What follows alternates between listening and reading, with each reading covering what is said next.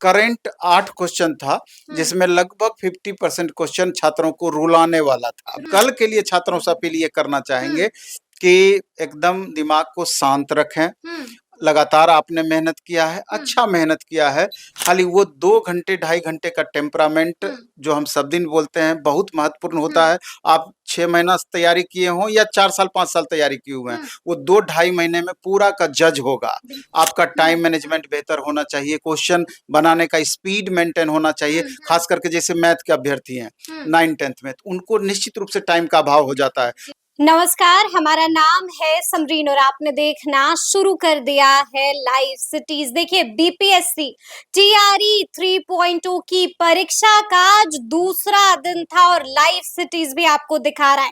देखिए, आज भी हमने परीक्षार्थियों से बातचीत की है और जानने की कोशिश की कि आखिर आज की परीक्षा कैसी रही। आपने देखा कि जब बाहर आए परीक्षार्थी तो कईयों के चेहरे पर शिकन थी, लेकिन कई ऐसे परीक्षार्थी थे जिनके चेहरे पर छोटी सी स्माइल दिखाई दे रही थी। लेकिन जनाब, अब भी बड़ा सवाल यही बना हुआ है कि आखिर आज का पेपर कैसा था। तो आज हम इसी मुद्दे पर सीधी बातचीत करेंगे जाने माने शिक्षक नवीन सर से। सबसे पहले बहुत शुक्रिया बातचीत के लिए। जी, बहुत-बहुत धन्यवाद आपका। जी, सबसे पहले तो नवीन सर, हम आपसे जानना चाहेंगे कि पेपर अब तक आपने देख लिया होगा, कैसा था आज का पेपर? निश्चित रूप से जैसे कल एग्ज़ाम हुआ 1 to 5 का और क्वेश्चन का जो लेवल था, तो स्टूडेंट सब होप कर रहे थे कि मेबी इसी लेवल में क्वेश्चन आगे भी हमको मिलेगा, तो थोड़ा-सा उनको निराशा लगी होगी। निराशा लगी? हाँ, क्योंकि आज के क्वेश्चन का लेवल बनिस्बत कल से ज़्यादा था। ज़्यादा इसको था, आप जी। अगर श्रेणीवार इसको बाँटें तो हमको लगता है कि इसको मॉडरेट प्लस कहा जा सकता है। जैसे कल आप ईज़ी टू मॉडरेट बोलेंगे, लेकिन आज मॉडरेट प्लस इसको बोलेंगे, जी, क्योंकि जी। मॉडरेट से भी लेवल थोड़ा-सा ऊपर आप कर सकते हैं या मॉडरेट लेवल कह सकते हैं। चूँकि इसलिए करके मॉडरेट प्लस हम बोल रहे हैं कि ये ध्यान रखना होगा कि ये 1 to 5 का स्पेशल था। बिल्कुल, सब बिल्कुल, छात्रों का भी तो अपना रेंज होता है। आप 9th-10th के लिए ले रहे हैं, 11th-12th के लिए एग्ज़ाम हो रही है, तो उन छात्रों का लेवल अपर पहले से रहता है। बिल्कुल, लेकिन 1 to 5 का लेवल, चूँकि इसमें डीएलएड वाले अभ्यर्थी बैठते हैं, +2 उनका मिनिमम क्वालिफ़िकेशन होता है, तो उस हिसाब से क्वेश्चन का लेवल ज़्यादा था। इसको मॉडरेट प्लस की संज्ञा हम दे सकते हैं। अब सवाल ये उठता है, 1-2 सवाल और हम कहना चाहेंगे, थोड़ा लीक से हट करके, कि आज भी कई सारे अभ्यर्थी हमको फ़ोन किए कि सर टेक्निकली हमको ओएमआर भरने में दिक्कतें हुई, चाहे ओएमआर हमने गलत भरा। तो हम छात्रों को ये कहना चाहते हैं, खास करके जिनका कल एग्ज़ाम है, परसों एग्ज़ाम है, और हर वीडियो जब भी हम बनाते हैं, इस बात पे हम चर्चा ज़रूर करते हैं कि आपको 5 मिनट देर ज़रूर हो जाए, लेकिन ओएमआर को भरने में पूरी तरीके से आप सावधानी बरतें, नहीं तो सारा मेहनत आपका बेकार हो सकता है। और आज भी कई अभ्यर्थी हमको इस तरह से फ़ोन किए।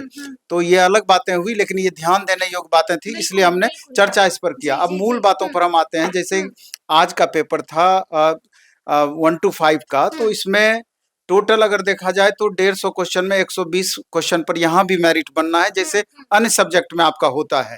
लेकिन यहाँ पर जनरली जो एक लिमिट था कि नंबर ऑफ क्वेश्चंस पिछले बार किस सेक्शन से कितना पूछा गया था, तो वहाँ पर भी उथल-पुथल देखने को मिला। वहां पर भी उथल-पुथल हाँ, देखने को नंबर ऑफ मिली। क्वेश्चंस में। जैसे आज की बात हम करें तो ज्योग्राफी से सबसे ज़्यादा 20 सवाल पूछे गए। ठीक है, और उसके बाद अगर साइंस और एनवायरनमेंट या ईवीएस को हम मिला दें तो लगभग 21 क्वेश्चन था। साइंस से 15 क्वेश्चन, ईवीएस से लगभग 6 क्वेश्चन, जबकि ईवीएस का वेटेज 13 से 15 क्वेश्चन का होता है। तो यहाँ पर दोनों मिला करके लगभग 21 क्वेश्चन था। इसके बाद करंट 8 क्वेश्चन था, जिसमें लगभग 50% क्वेश्चन छात्रों को रुलाने वाला था। रुलाने वाला था, आप भी ये बात कह रहे हैं और यही बात परीक्षार्थियों क्योंकि ने भी करंट कही है। इस तरह का पूछा गया था जी। कि अगर चारों ऑप्शंस की जानकारी आपको कूट में दिया हुआ था, जब तक आपको पूरी जानकारी नहीं होगा तो आप उस क्वेश्चन को बना ही नहीं सकते थे। मतलब वो सवाल हिलेगा ही नहीं आपसे। बिल्कुल, बिल्कुल, जी। इसलिए वो थोड़ा परेशान करने वाला था।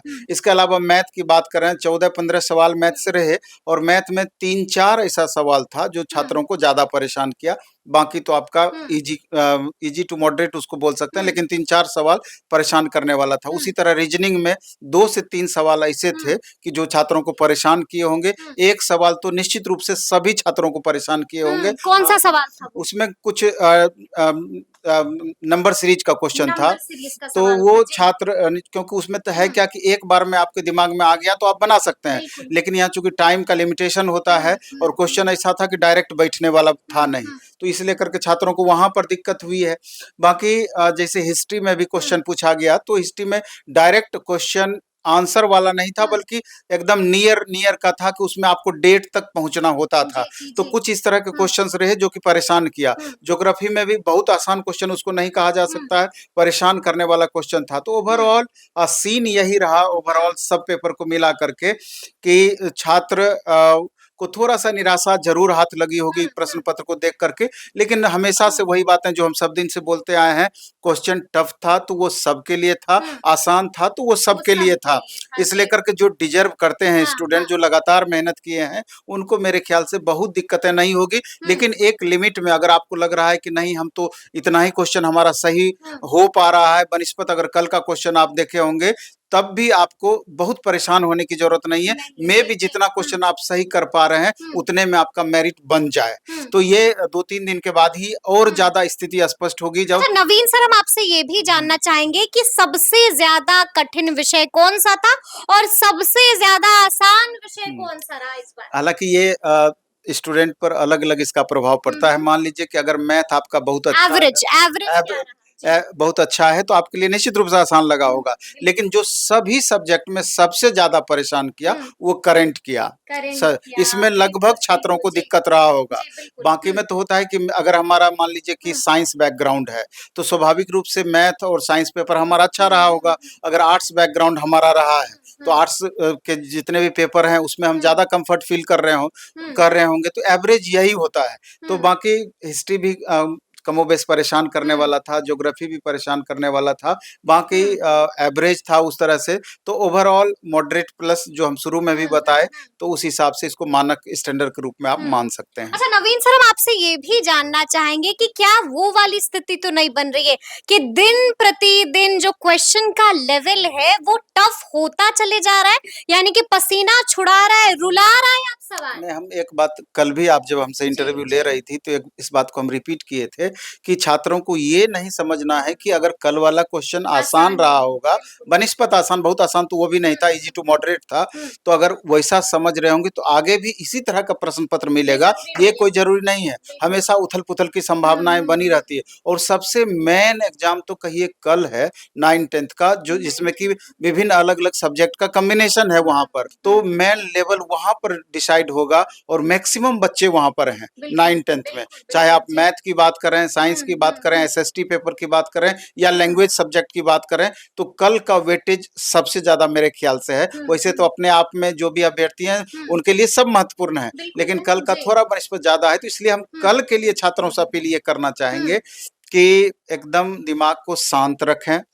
लगातार आपने मेहनत किया है, अच्छा मेहनत किया है, खाली वो 2 घंटे 2.5 घंटे का टेम्परामेंट जो हम सब दिन बोलते हैं बहुत महत्वपूर्ण होता है। आप 6 महीना तैयारी किए हों या 4 साल 5 साल तैयारी किए हुए हैं, वो 2-2.5 महीने में पूरा का जज होगा पूरा। तो इसलिए उस समय का आपका टाइम मैनेजमेंट बेहतर होना चाहिए, क्वेश्चन बनाने का स्पीड मेंटेन होना चाहिए। खास करके जैसे मैथ के अभ्यर्थी हैं 9th-10th में, तो उनको निश्चित रूप से टाइम का अभाव हो जाता है। 80 सवाल ऐसे मैथ का सॉल्व करना है, 8 सवाल उधर कॉमन पेपर से आता है, तो 88 सवाल सिर्फ मैथ का और उतने देर के टाइम में, तो निश्चित रूप से समय का बहुत पाबंदी वहां पर आती है। तो इसी हिसाब से टाइम मैनेजमेंट स्टूडेंट में सबसे ज्यादा जरूरी है, तो उसी हिसाब से खुद को बेहतर महसूस करा सकते हैं। अच्छा, हम आपसे ये भी जानना चाहेंगे कि अभी आपने बताया कि परीक्षार्थी अभ्यर्थी कौन सी गलती सबसे ज्यादा कर रहे हैं, ओएमआर शीट भरते वक्त उनसे गलती हो रही है, क्या इसके अलावा और भी कोई गलती है जो परीक्षार्थी लगातार कर रहे हैं?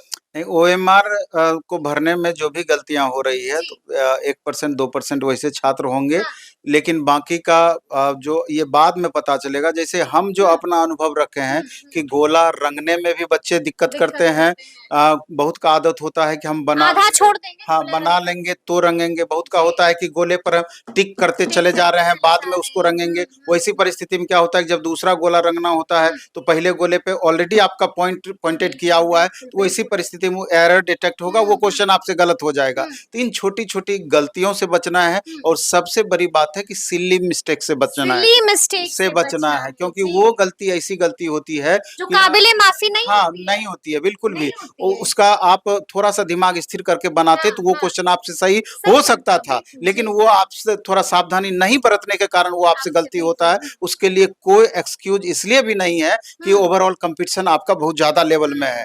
तो हुँ, जैसे कि कल की बात करें तो कल लगभग 74% स्टूडेंट हुँ, का अपीयरेंस था, जैसा बिल्कुल, कि बिल्कुल, जी। न्यूज़पेपर में डेटा इसका आया। तो हुँ, उम्मीद करते हैं कि आज भी एग्ज़ाम में लगभग 75% छात्रों आराम की से जी, उपस्थिति जी, रही हाँ, होगी और इस ऐसा इसलिए हम चर्चा कर हुँ, रहे हैं कि इसका कट ऑफ पर प्रभाव पड़ता है। मान हुँ, लीजिए कि लगभग 1.5 लाख आज एग्ज़ाम में हुँ, 1.5 लाख बच्चे फॉर्म भरे होंगे, तो हुँ, स्वाभाविक रूप से 25% तो ऐसे ही बच्चे बाहर आपके बिल्कुल, हो गए, बिल्कुल, जी। यानी कि हुँ, लगभग 40,000 35,000 बच्चे ऐसे ही बाहर आपके हो गए। तो हुँ, बाकी का लगभग 1,10,000 में 28,000 ओवरऑल फाइनल रिजल्ट देना है, तो कंपटीशन लेवल तो यहाँ से भी आपका कम होता बिल्कुल, चला बिल्कुल, जाता है। जी, जी, और जी। बाकी की छात्रों का लेवल पर हुँ, डिपेंड करता है कि 30-40% मेन कॉम्पिटिटर होते हैं, हुँ, 40-50% ऐसे छात्र होते हैं चलो फॉर्म भर दिए हैं, हुँ, बहुत सीरियस नहीं है, हुँ, तो ऐसे भी छात्रों की कमी नहीं है। तो बिल्कुल। उस हिसाब से देखा जाए तो कंपटीशन लेवल छात्रों के हित में है 1 टू 5 की। हुँ। 28,000 सीट मामूली नहीं हुआ, मामूली नहीं होता मामूली है। नहीं हुआ। जी, जी। इसलिए जिन भी छात्रों के एवरेज से थोड़ा-सा ज़्यादा हुँ, नंबर हुँ, आएगा, तो उम्मीद करते हैं कि बहुत हुँ। निराशा उनको हाथ नहीं लगेगी। नहीं होप लगेगी, जी। रखेंगे कि हमारा हाँ, रिज़ल्ट हो सकता है जी। और 2-4 दिन के बाद और भी इस पर क्लियर बातें जब बिल्कुल। हज़ारों छात्रों से, सैकड़ों छात्रों जी, से जी, जब हम जी। बात कर हाँ। लेंगे, तो बेहतर बता तो पाएँगे। तफ़सील से उस वक़्त भी बातचीत होगी नवीन सर से, लेकिन मेरा आखिरी सवाल है,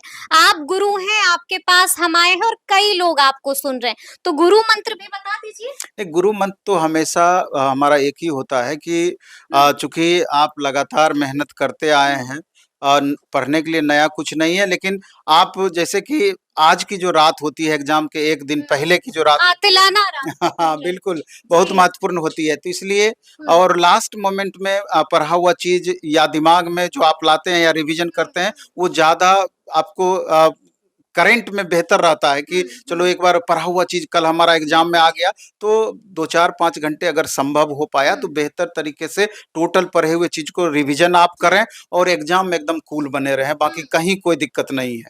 हुँ। चलिए, तो सुना आपने क्या कुछ बताया है नवीन सर ने, देखिए साफ-साफ कह दिया है कि बिल्कुल कूल रहिए और अपना 100% दीजिए और उसके बाद देखिए कि कैसे आपको कामयाबी मिलती है।